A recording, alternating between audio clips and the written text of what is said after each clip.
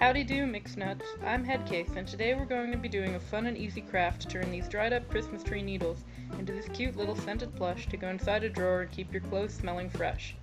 For those of you with artificial Christmas trees, or who don't celebrate Christmas, don't worry. You can use something else like potpourri, which you can usually find in craft stores, or even make yourself if you're really ambitious. I've based the design of this craft off of my favorite character from the movie Sing, who is Buster Moon. Anyone who knows me in real life knows I'm absolutely obsessed with koalas, so it's really no surprise that Buster stole my heart. With that said, let's get started.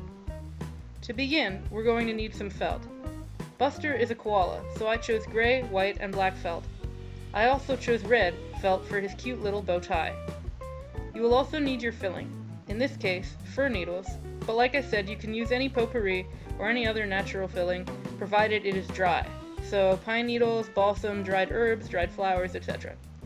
You will also need some scissors, a pen or marker, and then either a needle and thread or some craft or fabric glue, or a glue gun, as I use later. Or both if you're like me, glue gun and thread, if you don't want to sew the little details on, but don't mind sewing up the big stuff. Last but not least, you'll need a drinking cup and something round about the size of a Canadian toonie.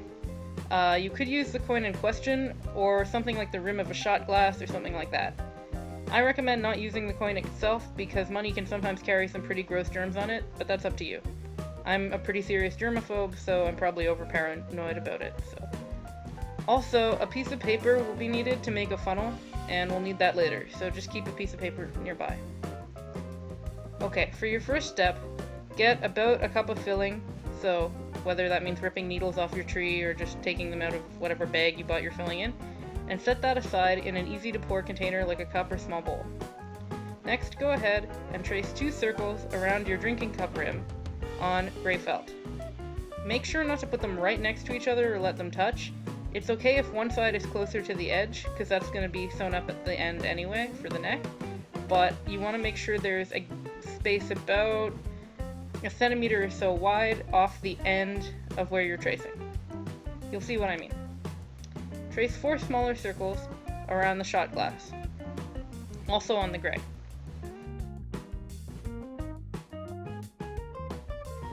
On 2 of your small circles, add a little tail or a tab, like these ones here. Now go ahead and cut out all your shapes. Make sure to leave about a centimeter gap around your circles, which is about 0.4 inches. Just on one side, you don't need to do it, where Buster's chin would be. Next, trace 2 circles around your shot glass rim, and 2 slightly smaller circles around the bottom of your shot glass, and those are going to be Buster Moon's eyes. Also, make sure to trace a half circle of white as well, which we will deal with later. Or alternatively, just make sure you don't use up all the white felt or cut right through it, so that you will have enough to make a white circle. Don't add any tails or gaps to any of your shapes on the white, and then cut them all out and set them aside. Now it's time to start assembling Buster Moon's head. Very carefully, either glue or sew the top of your large gray circles together, tucking the gap in to make a hem. Alternatively, you can start it inside out, as I've done here. This will help the filling stay inside without falling out later. It'll also help make it look neater. So, stop after you've sewn about an inch at the top of the head, and then take your small circles with the tail and place them onto either side of the stitched part. Make sure that if there's any ink on them from when you trace them, that's facing the back of the head. Now, tuck in the area around them, the hem, and then keep sewing as you have been doing, but with the 2 small circle tails trapped inside. These are going to become Buster's cute, fluffy ears. So keep sewing or gluing until you only have a tiny space left at the bottom of the head, where Buster's chin is. Open that space up and roll your sheet of paper into a tube. Put the end of this tube in the hole. This will make a funnel. If you have an actual funnel, feel free to use that instead, but I don't, A, and B, I also think that sometimes with something like pine needles or fir needles, they can be the wrong size and get caught in the spout of the funnel, and then it's just awkward, and it's just as easy to just do it this way. So So carefully pour your filling through your funnel and into Buster's head. If pouring isn't going well for you, you can also just sort of scoop it in as I've had to do. If he looks a bit deflated, you can always add more filling, but don't fill him so much so that he's firm or won't close up. Once that's done, go ahead and sew up the rest of Buster's head, tucking in the hem again, and tie off and cut your thread. It doesn't matter in this case if the knot is on the outside of the head, because we're going to be covering this with felt in a minute anyway. So now you have one plain, naked koala head, and here comes the fun part.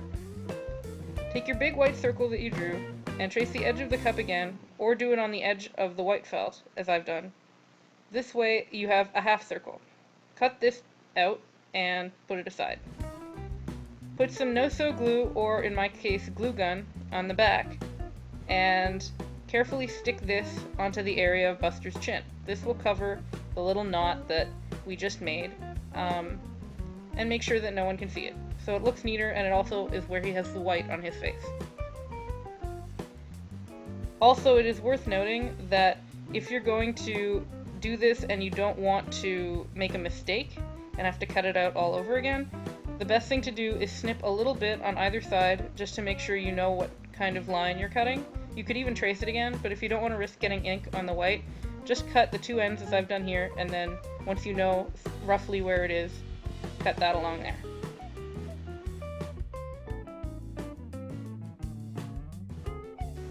Now go ahead and glue down the white circles, the smaller ones, where Buster's eyes would be.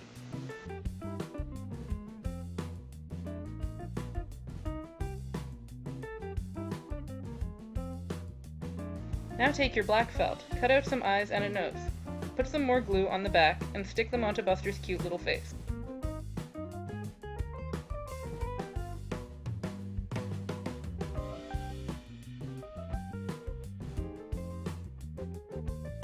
Taking your red felt, cut out a little cute bow tie shape, and stick that on Buster's chin where his neck would be if he had a body. Feel free to also add some details if you want to, as I'm doing here, with a Sharpie. Just some little eyebrows and a little smiling mouth.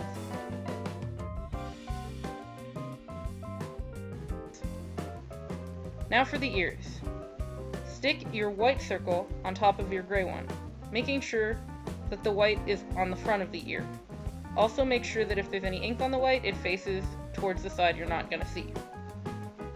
Next, cut the remaining gray circles so that you have a kind of C shape, or like a really large comma, and carefully stick that on top of the white.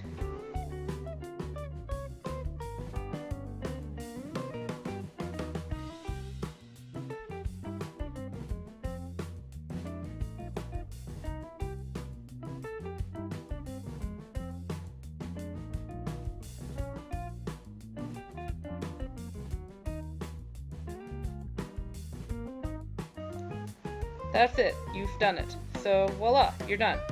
Now squeeze him, smell him, and stick him in your sock drawer. The smell of the fragrance inside should come through really well, and it'll keep everything smelling fresh. I'm Headcase, wishing you a great day and happy crafting.